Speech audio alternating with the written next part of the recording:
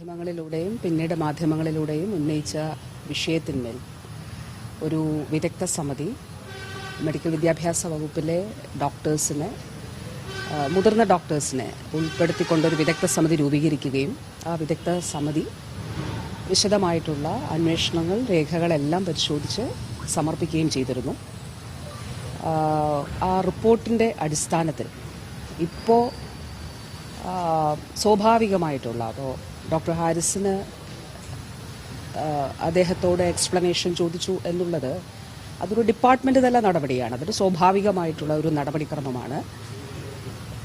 സർക്കാർ ഉദ്യോഗസ്ഥരുടെ പെരുമാറ്റ ചട്ട 1960 ലംഘനം ഉണ്ടായി എന്നുള്ള സമിതിയുടെ കണ്ടെത്തലിൻ്റെ അടിസ്ഥാനത്തിലുള്ള സ്വാഭാവികമായിട്ടുള്ള അത് ഡിപ്പാർട്ട്മെൻറ്റ് തലത്തിലുള്ള ഒരു നടപടിക്രമം മാത്രമാണത്.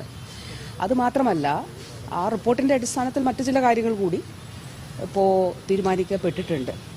അതിലൊന്ന്, ഇപ്പോൾ HDCയുടെ കോളേജിൽ ചുമതല വഹിക്കുന്ന സെക്രട്ടറി ആയിട്ടുള്ള സൂപ്രണ്ടിൻ്റെ പർച്ചേസിംഗ് പവർ ഇപ്പോൾ അത് കൂട്ടണമെന്നുള്ളതാണ്.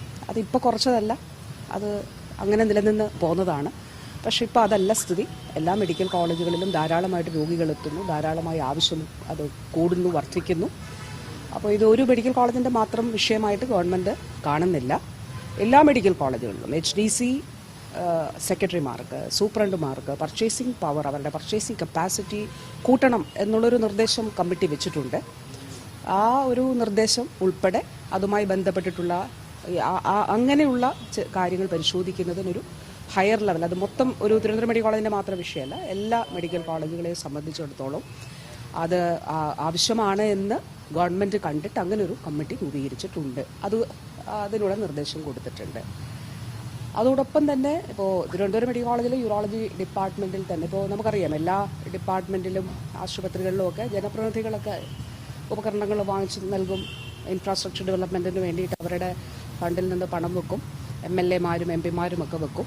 അങ്ങനെ തിരുവനന്തപുരത്ത് MP-യുടെ ഫണ്ടിൽ നിന്ന് വാങ്ങിച്ച ഒരു ഉപകരണത്തിൻ്റെ ഒരു ഭാഗം കാണുന്നില്ല എന്നുള്ളത് ഈ അന്വേഷണ സമിതി കണ്ടെത്തി.